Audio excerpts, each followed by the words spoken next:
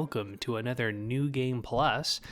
This week we decided to talk a little bit about mainline games and their spin-offs. I mean, what the hell is a mainline game? Why spin-offs? Is it all just marketing? Let's find out. But this is kind of inspired by, I've been playing Shin Megami Tensei 5, and we had a little bit of a chat about, the kind of controversy around the way people refer to SMT and the Persona series, because it's kind of an example of a spin-off that went a little very well.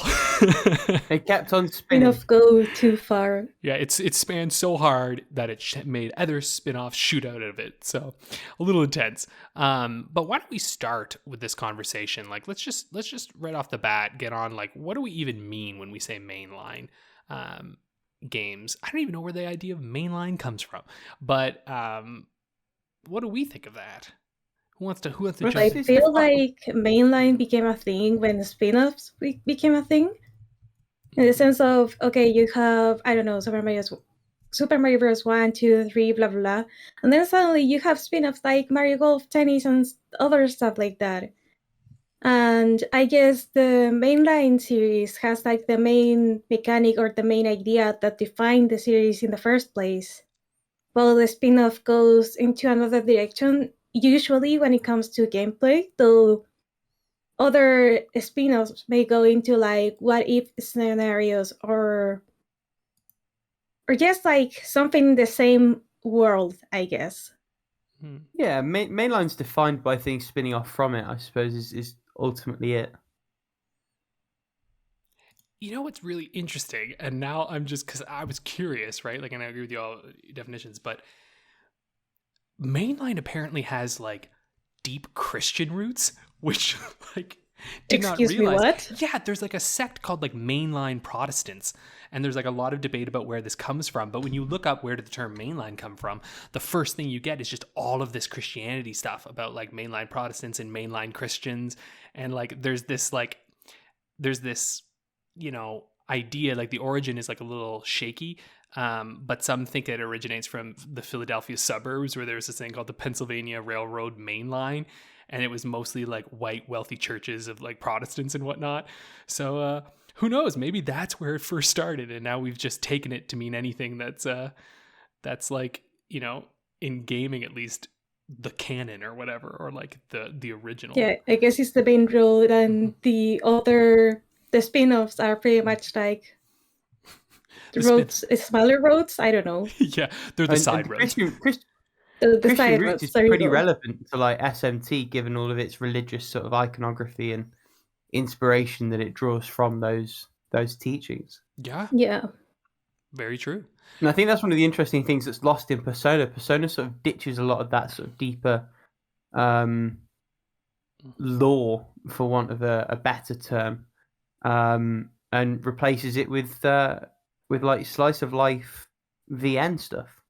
Yeah, and I mean, when you think about these ideas too, like mainline is kind of in the same idea of mainstream, right? Where like we think of mainstream as like the big popular thing, like with the most power, right? And so like this Christianity thing comes from the idea that these Protestants in Pennsylvania were the most powerful, and they were the mainline ones. Like they're like the ones who have all of it, and everyone, the tributaries off of it. And so when you think of games, yeah, mainline, mainstream games, the games with the most recognition, the most power, the most brand recognition, I guess, or like, the ones when you think of it, you're like, that's the chief game.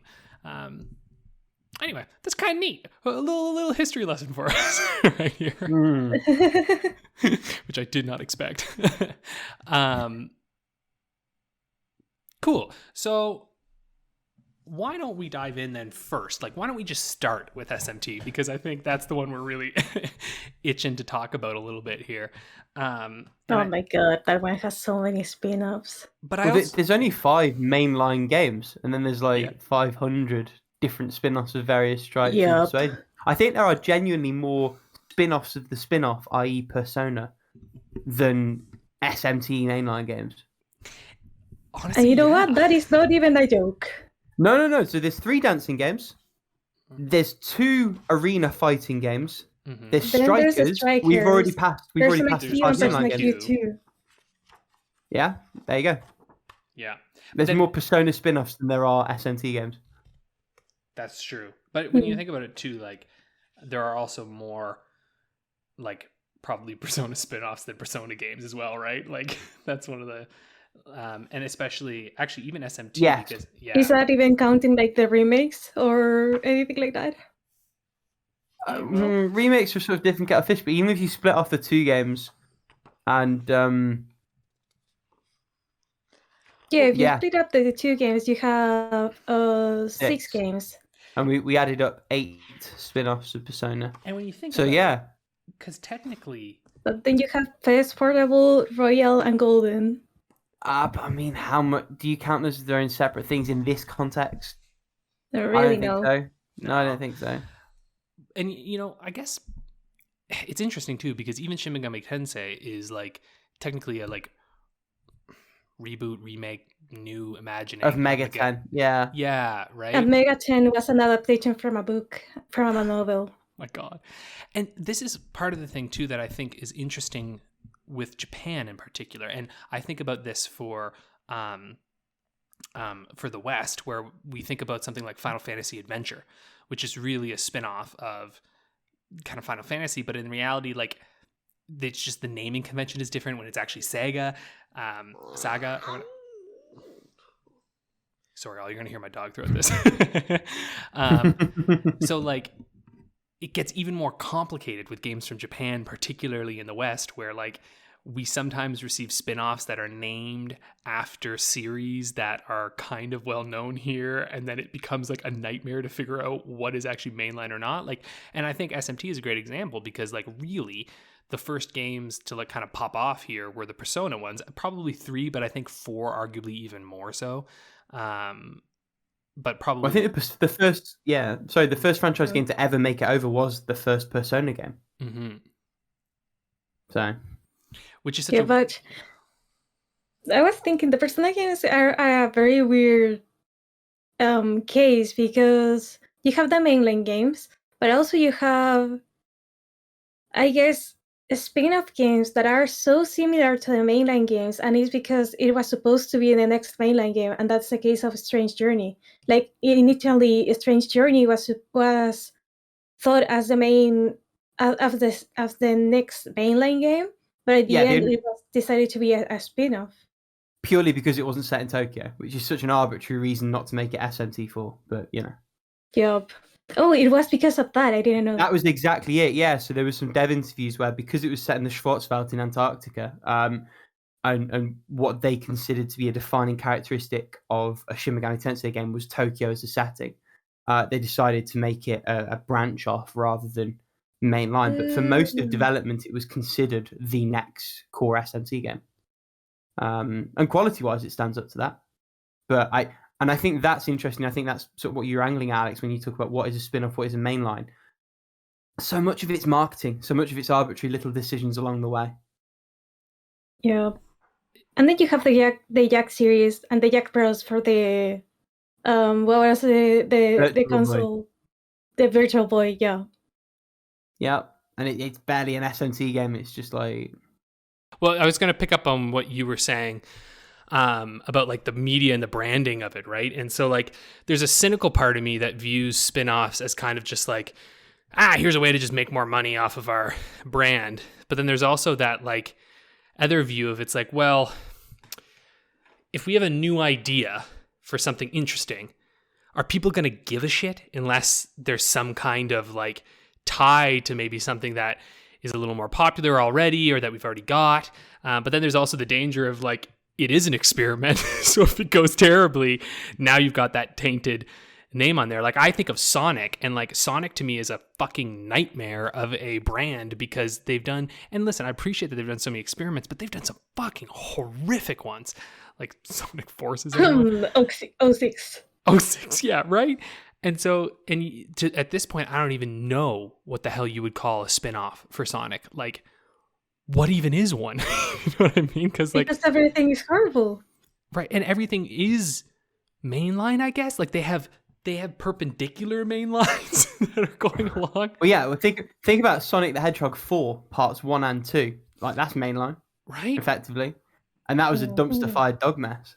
And so I feel like in that case you have like the 2D and the 3D main lines, which are like separate, which arguably I guess kind of Mario is in that state too, right? Like you've got the 3D Mario games and then you've got the 2D Mario games, but then you have new Super Mario Brothers, which is, you know what I mean? Like at that point it's like at what point? And then how do you pass generations in Sonic on the other way? And yeah, like at what point does a brand become so huge that it's no longer even possible to classify something as mainline, and it becomes more just like an ecology at this point? You know what I mean? Like Mario to me feels like an ecology of just like Mario Kart, Mario Party, Mario blah, blah, blah. Like Mario is just this thing. Mario thing, yeah. Right?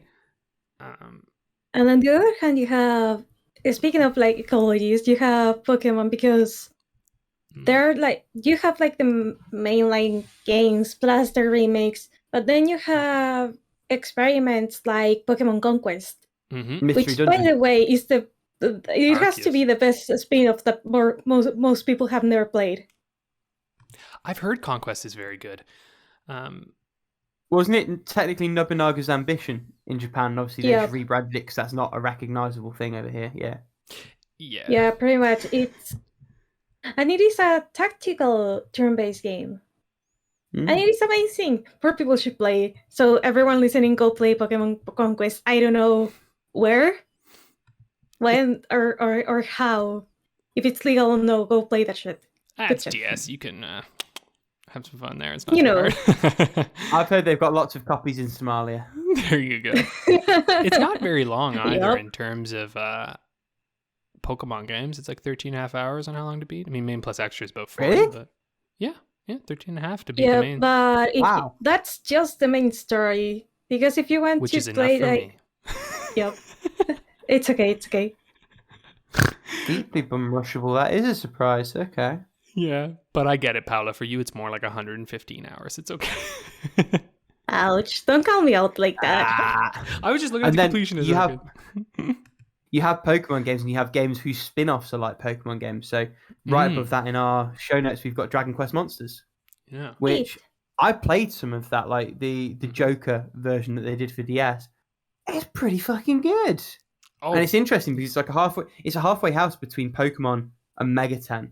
Megaten, in the sense that you are able to do some fusion and there's elements of the sort of more complex system that it pulls in at the same time. Well, see, Japan to me... sorry, yeah. No, go ahead. I was saying Japan to me feels interesting because it seems as though for their series, there's this real emphasis on, like, when you think of Pokemon, there's like the dungeon crawlers. Like there really seems to be quite a few series that create these dungeon crawlers. Think of Final Fantasy and like Chocobo's Mystery Dungeon, things like that, right? The Mystery Dungeon series in general. Yeah, because actually Odyssey had a spin-off, like you say, yeah. And then these turn-based games, like Pokemon is this collection one, but then they'll try and create kind of more action-oriented games, whether that be something like Unite, or I don't even know how Conquest necessarily plays, but I think about Dragon Quest and it's like you've got the turn-based elements and then you get the monster collecting in Monsters and then you get the action kind of RPG in Rocket Slime. Like they seem to kind of branch out based on game styles, and it's like, okay, how can we create? And then, I mean, Dragon Quest even Builders, right? Which is hugely popular now. It's like, and I guess it makes sense. Like you want to take your brand and be like, okay, how can we maximize, this concept we've already got? Because creating a new world and new characters is fucking hard, right? Yeah. And I think it's interesting because I think you're definitely onto something, that Japan is much more open to throwing that stuff against the wall and seeing what will stick. Like, how have we not mentioned Final fucking Fantasy in our show notes?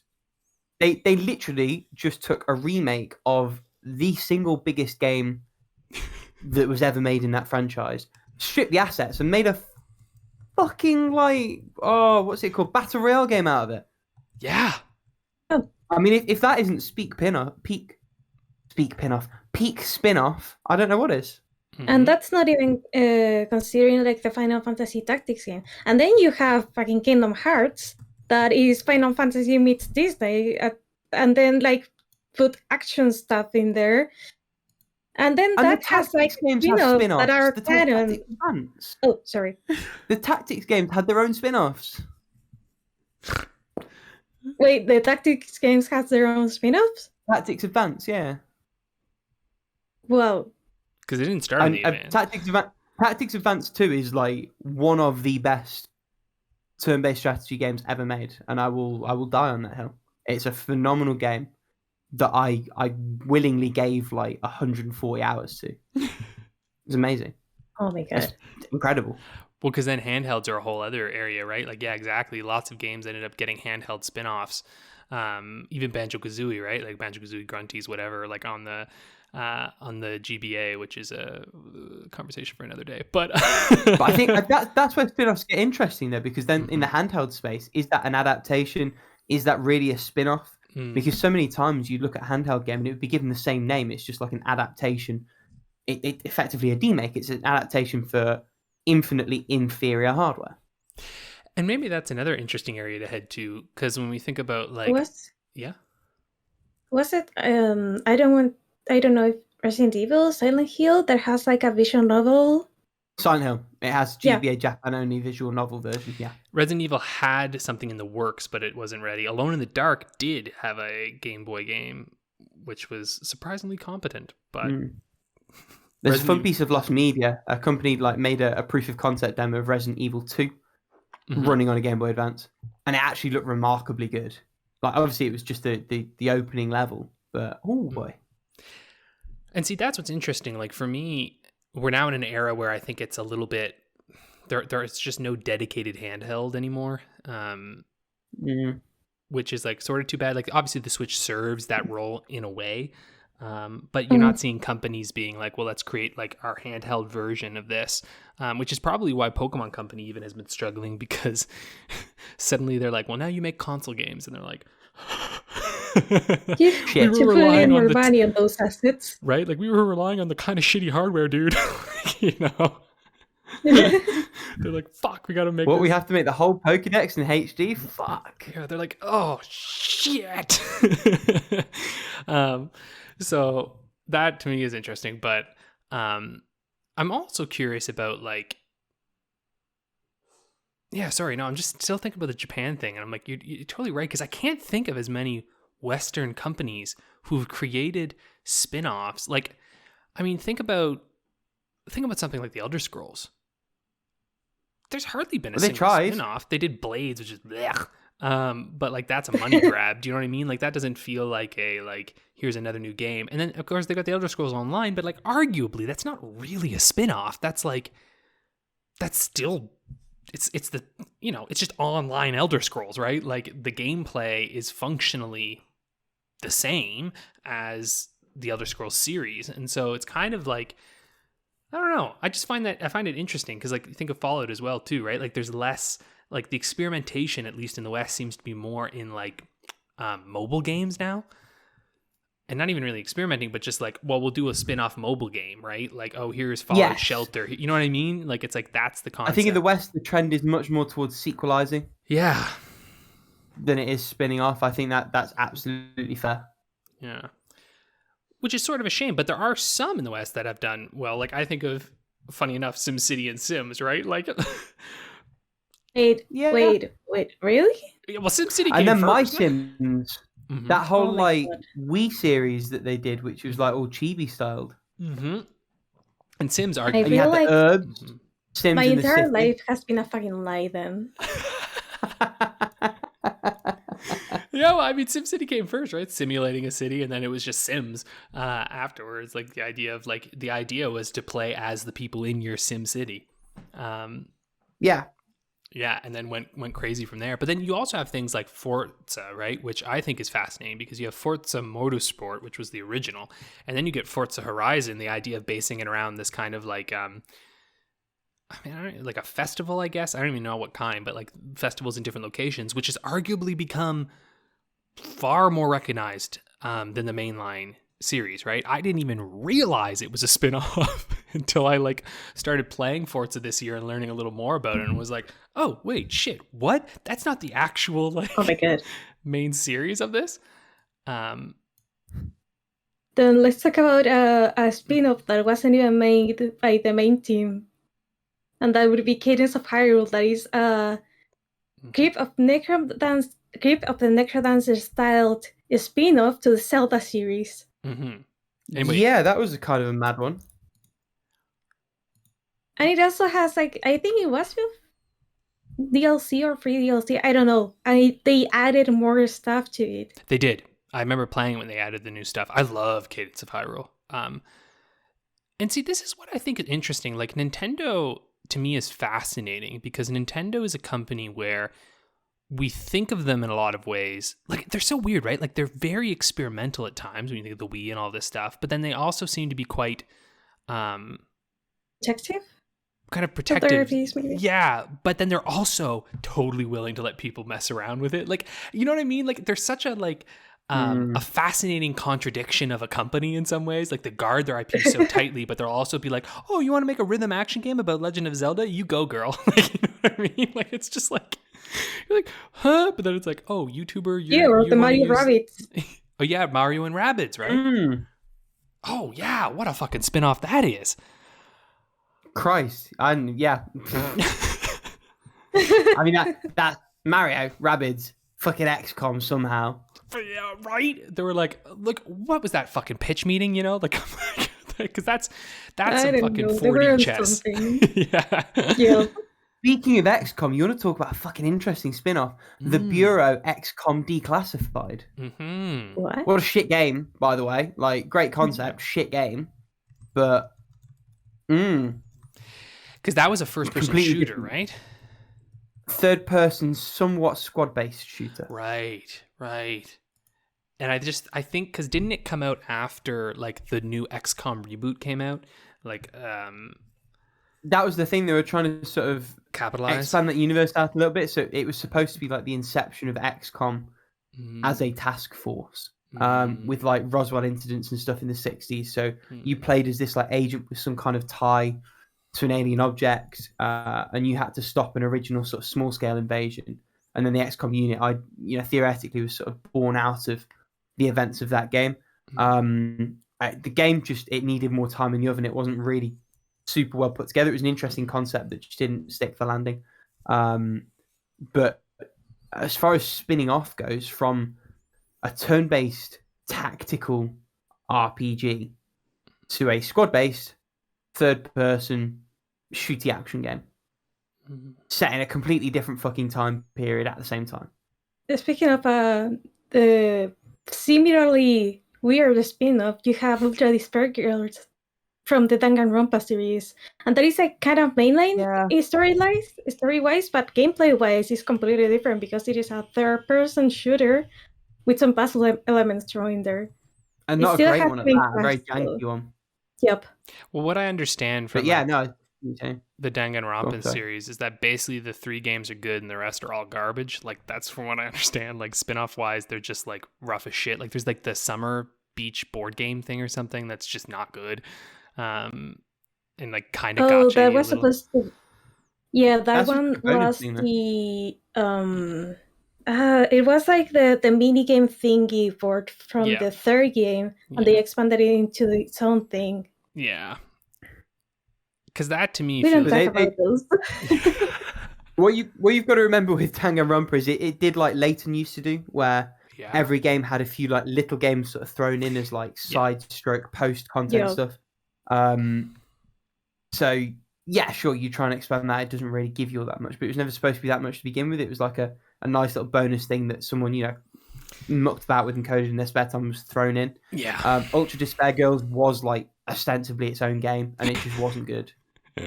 And the story was such flub as well. That was the other annoying thing. Like, it was such a waste of everybody's time. And that's what's neat too. Like, you're making me think now. We're getting onto my favorite topic, Ace Attorney. But when I think of Professor Layton and stuff, like you got like Layton versus Phoenix Wright, and it's like there you got like, of course, like there's the mashup, which I guess is kind of like Mario and Rabbids too, right? Like some spinoffs are just like the synchronicity of teams coming together. But then we've talked about this before, that what was fascinating about that is that then took the B team of the Ace Attorney series, took on the main Ace Attorney series, and then the A team is now doing the spin-offs, Great Ace Attorney Chronicles, right? Like, it's like, at that point, I don't even know anymore, because I'm just like, wait, do we have 2 main lines now? Or is this still a spin-off? yourself? Like, I'm just like, yes. Morris Oh, yes, Attorney confusing. is good, so I'm not even gonna be mad about it. Though I'm not mad. I'm just like, investigations. where does this fit? I'm just Yeah, though. conflicted. Then you have like the more clear spin-off, which is investigations Mhm, and investigations 2. mhm. Which, by the way, goddammit, Capcom, give us investigations 2 in the West. Yeah, I mean, there are patches in English at least that you can rock, Yeah. but they'll never give it to us. It's over. No, it's too late. It's too late. It's gone. No, it's never gone. happening. It's just never gonna happen. It's But gonna happen, I know. you can hope, but it's not. I gotta hope. I know. But like I said, there's English patches. So, and honestly, at this point, do you really want it? Because they're gonna screw the art style up. Like, just leave it as it is. Alright, that's the one thing with the pixel art. Yeah, they changed it. Like the new, I actually think that the optimal way to play the Ace Attorney games is on the DS now, because if you try to play it on the Switch, it's all this fucking ugh. They got rid of the pixel like art. HD thingy. Ugh. Or instead get of on this. pixel art. Emulate it on your phone. Get those two screens, one on top of the other, Or baby. That too. That's also great. That's how I played the first game in the series, and as much as I had issues with that game, like gameplay wise, story wise, everything wise, yeah, it's a great way to play those games. They emulating in a DS dual screen format, top and bottom, works beautifully on a phone. So maybe something for us to touch on now. Like we still have more that we'll touch on as we go along, but I think what's maybe interesting is like, how does a spin-off define itself? And like, at what point do spin-offs maybe stray too close to their source material? Because I think that like this issue, obviously SMT and Persona this happens with, but also maybe to an extent Yakuza and Judgment. And like, I think Judgment is like really breaking off into its own now, and like with Lost Judgment as well, it seems like it's really like people are saying, like, okay, this is like a solid series, but like it is so similar to Yakuza that I think before Like a Dragon came out and people realized that like, oh, Yakuza will continue, right? Like it's still gonna continue, just like with a new protagonist in a different sort of format. It almost seemed as though like, at least for me, I don't know exactly how well it did, particularly over here. I'm sure it did great in Japan, but I don't know. I always seem to get this sense that people were like, oh yeah, it's kind of Yakuza, but it's not really. And like, you know, it has like a little bit of that growing pain.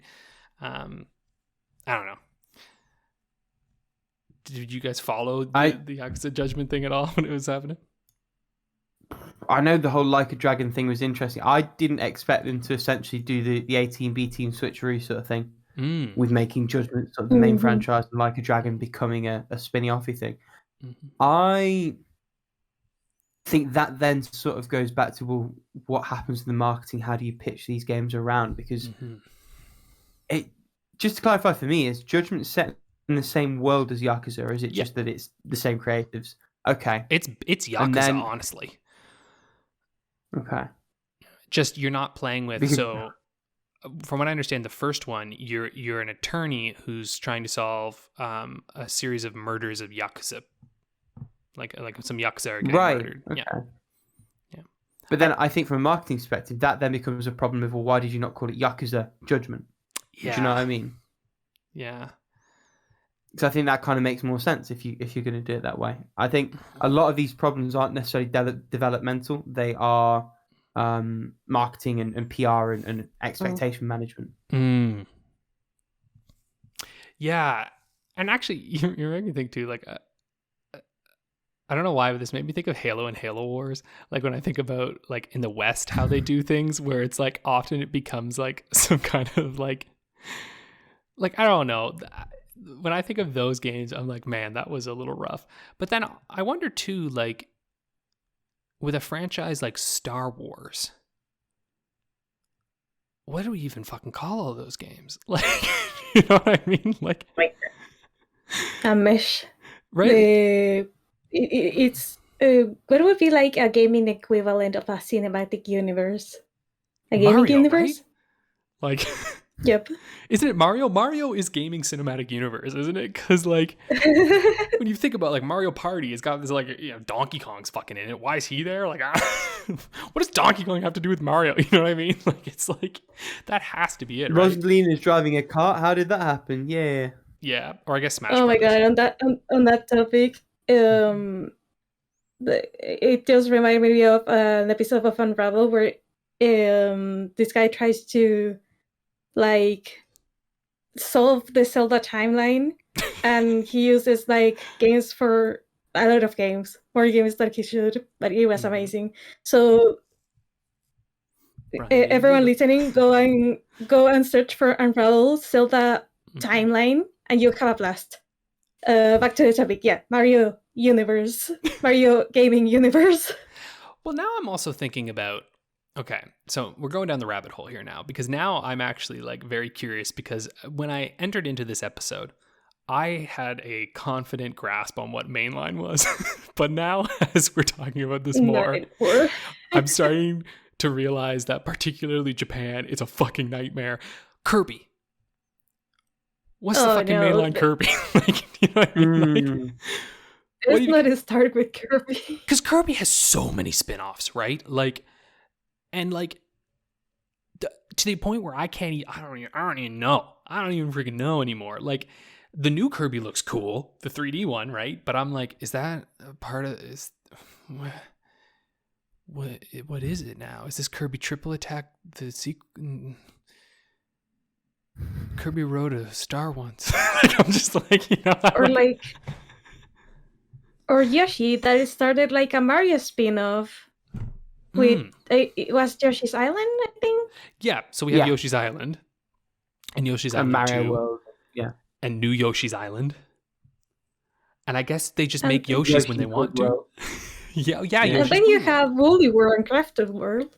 I mean, the Woolly franchise is almost its own spin-off series. Yeah, it's its own thing, pretty much. Because there's no Baby Mario in that one, so I guess it's a spin-off of Yoshi, which is a spin-off of Mario. But technically, Yoshi's Island is a main line Mario. So this was supposed to be a fun topic, guys. Damn it! I didn't bring my corkboard. Yeah, this is a Pepe Sylvia moment here. Ready for this? Which one?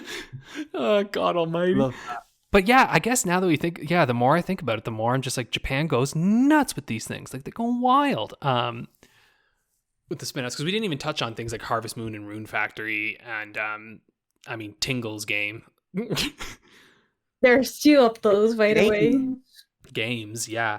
And that's also the question too. Like, Zelda is another interesting one, because I guess maybe something too, I think maybe it's more complicated now as well, because of, like we said, there's no handhelds. And then you've got something like Zelda, which had what I would consider to be the mainline Zelda games, which were like the console ones. And then you had the handheld Zeldas, which you'd have like Link's Awakening, Oracle of Ages, Phantom Hourglass, etc., etc. It's all technically mainline.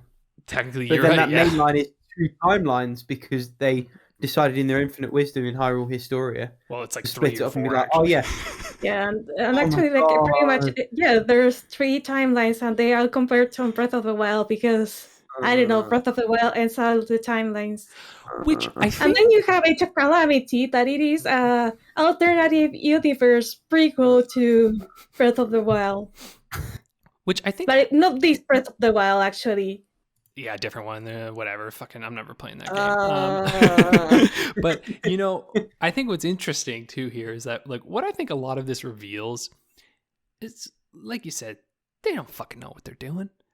No one does. We're all just fucking going by the seat of our pants and they're just trying to sell these games, right? Like, it seems to me, and maybe particularly Japan, but especially Nintendo, they're so embracing of like the experimenting that I think they find a concept and then it's like, well, how do we fit it within series that we've got, right? Or like, do we create a new one, or do we just fit it in? And that's a spin-off. That's how. Yeah, but I think that then actually cuts to the quick of, well, what is the point of a spin-off? The point of a spin-off is usually something different mechanically. Yeah. I think in Japan, I feel like sorry, go ahead. So in Japan, the landscape is still much more accommodating of, well, gameplay first in a lot of respects. Not to say that Western development isn't, but I think the West is much more of a consideration for story, and I think that plays into the desire to sequelize far more than to spin off and twist in those different ways. And like you say, when it comes to marketing a game, if you want to try something new, there's a certain degree of comfort and reassurance in giving it identifiable brand, Yeah. and then you've got a chance of reaching an audience with something that might be a little bit out there or different or unusual to stand on its own 2 feet. Yeah, because when you mainline games in the West, like you're saying, like I think of something like Ubisoft, which does like it seems like their method is like, okay, we have a title, a series, an idea, and we're just going to continuously iterate on it. Yeah. And we're going to put out games that frankly have no connection. Like Odyssey and Origins, yeah, I guess they're in the new area, but they're so different and like mechanically. And then you think of Unity, you know what I mean? Like they're all like kind of similar, but they're vastly different. And the Far Cry series, like, yeah, they share mechanically similar things, but then they just go to all these different locales, which I guess is kind of like what Final Fantasy does in a lot of ways. But yeah, I don't know. It's interesting. Paula, did you have some thoughts? I think you were brimming there for a second. It's just weird because I guess some spin-off sometimes like start as an experiment and then they become like something to make money out of. And then you have Persona that, for example, the original dancing game was a great idea, but it's a fantastic game. But then you have the rhythm games for 3 and 5, and those feel more like cash grabs, like a way to make a quick buck. And it shows on how the game is developed, in a way. So, and I don't know, like the spin-off where you have multiple series, like meeting in the middle, those could be seen as marketing for each other, or like trying to introduce more players to these characters that otherwise maybe they wouldn't have known. And that would be like, for example, Mario Rabbids, which are, I don't know. And then you have like just weird cases that are just like, okay, let's make something for the fans. And then you have the Fire Emblem Warriors and the Hyrule Warriors, not the Age of Calamity. The one with like characters from everywhere, and those are just fan service for the players. It's like, oh, you've been with us for a long time, well, play with every character in the series. And which is funny because those Warrior games are by far better than the Warrior developers mainline series, Dynasty Warriors. Like their actual games are kind of garbage, and then the ones that they make, they're technically spin-off games, even of their own series, right, are always better because they've got like an interesting brand recognition behind them. There's like what, fucking 9 Dynasty Warrior games. And the worst, the funniest thing is that the Warriors game were actually like the actual, like, I guess gameplay Warriors games actually started as a fighting game. Oh. Yeah. And then they said, hey, how about we hack and slash stuff? Yeah, you know. Sorry, no, it's more to think about it. Anyway, I didn't think this is where our whole conversation was going, but like I am quite curious now what others think too, those listening, about like this idea of Japan and their iterative nature, or like or the fact that they're more like maybe interested in like spinning off their properties and taking those risks, whereas it does feel as though, like, at least in the West, they're a little less, it might be a little more hesitant to do that, and maybe also. Because when I look at the list here of spin-offs, for the most part, besides Persona, which really, frankly, is a huge undertaking, and frankly, the Persona games are now bigger than the SMT games, content-wise. But when you look at, I don't know, things like Zelda, for instance, when we were looking at the sort of spin-offs, like Tingle, Cadence of Hyrule, even Pokemon, Mystery Dungeon, Unite, Snap, like Conquest, they're all smaller, right? They're not tiny. But they're usually smaller sort of endeavors. And I feel maybe like in the West in particular, games are just they're so huge, right? Like the idea of creating a spin-off, it's like, I don't even think they consider creating a small spin-off. Like I could imagine the fun indie experiences that could be created using some of the like IPs from the West even. But then also, is that what we really want, right? Like that's the question that I end up getting But is then like, also, mhm, oh, sorry. But then also you have indie devs taking inspirations from mhm. these bigger games and making pretty much their own thing with it. Yeah. If you put like, let's say you have Back Fables, if you put like a Mario code over there, it might as well be like Paper Mario. No, what's the Paper Mario or Yep, Mario Paper RPG? Mario. Yeah, but both. Paper Mario. Like the original Paper Mario or Thousand Year Door. Yeah. But also, that'd be kind of nice, right? Like, like, isn't that what we've all been wanting? And like, I hear Bug Fables is really good, and I bet you anything, if they were allowed to play with the Mario IP, it would have been like, you know what I mean? That would have sold even better. But then also the question becomes, how restricted do you get with an IP, and like yada yada yada, you know? So I don't know. And I think of One Step from Eden, that one that you talked about before, Rick, that like I've got on my list now. Oh, the Battle Network clone. Yeah. Which is technically, I would inspired by, but basically a spin-off of Battle Network, which is a spin-off of Mega Man, which Mega Man is the king of spin-offs. I mean, Right? yeah, what is it? Mega Man X, Zero, Battle Network, Legends, right? Mega Man Legends, did they do that? I don't know. They've got so many. Yeah, Mega Man and what's it called? Base? Oh. No, you're good. Yeah, I was kind of thinking that like this the same way that indie developers kind of take risk. It's like, oh, we have this idea, let's make it a spin-off, and since you already attach an already well-known IP to it, it's bound to sell more than the new idea from an indie developer. Yeah, and that's like the rub of it a little bit, right? Like gaming these days, it's so unbelievably difficult to get noticed. But then again, it's also easier than ever in some ways, when you think about all the indie games that get recognized. But then you got this question of like I can't even begin to imagine how you go about thinking like, because I don't know, like intrinsically you have to think, how does this game market, right? Just because like you need to get eyes in front of it. And so, yeah, I don't know. It's interesting. Like I wish I could have a bit more of a peek into how some of these companies come about, like their thoughts for like when they come up with a new idea, interesting idea of like, how do we know where it slots into, right? Like it seems to me at Nintendo that the idea comes first and then the brand or the IP comes second, where it's like, okay, well, this is the idea, let's slot it into one that seems to make sense, which I guess when you're a company like Nintendo makes perfect sense. But if you're a smaller company who only say makes one big IP, it's like, what do you do with that? And I also think that like fatigue can set in, right? Because like I love all Sony's exclusives and stuff, but like I get a little concerned that they're going to rely too heavily on like, because they've even mentioned that they want to really focus on their big, huge IPs, and I'm like, that's awesome, but like at a certain point, you can get tired of a world, right, and of a universe, and it can become something that you're like, think I'm good, right? Like I don't want to spend years in this place. Like I think of something like, I don't know,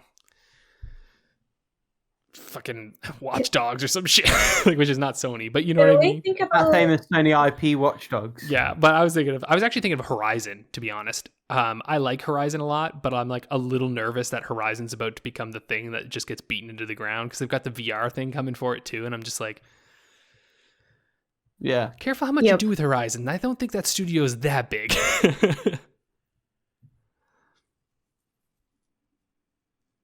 Speaking of fatigue, like when I think of fatigue from a franchise, I think Assassin's Creed. Yes. Because of how similarly they are, and then they come up with something new, and then they milk that idea for all it's worth, and then you have fatigue again, and then rinse and repeat. Well, look what's happened. Origins was like a breath of fresh air, and then Odyssey, people are like, cool, and now Valhalla come out, and everyone's like, okay, you know, like it's like, huh. And now there's announcing, Assassin's Creed Infinite or something, and I'm like, are you for fucking real? Like, what does that even mean? Like, how do you, what? Like, anyway, you know, like now it's just, I don't know. There's the cynical part of me gets a little upset with how things are going, at least in terms of the fact that like, it seems as though companies are really pushing even more so for like, how do we create a brand that sells for us, that's like evergreen and just keeps going and going and going and going, versus how do we create fun new experiences, which I don't know. Maybe that's a tale as old as time, right? Maybe this has always been an issue, and we're just getting older and noticing it more often. But Speak for yourself. Oh my god, you cheeky little. I'm an old man. That's me. Yeah. No, I'm not. I'm sorry for the actual old men who are listening. Oof. Sorry, that was Wow. a dig at Tiamat. Love you, Wow. buddy. He always makes fun of me for saying that I'm old, but I'm not. So I'm respecting him.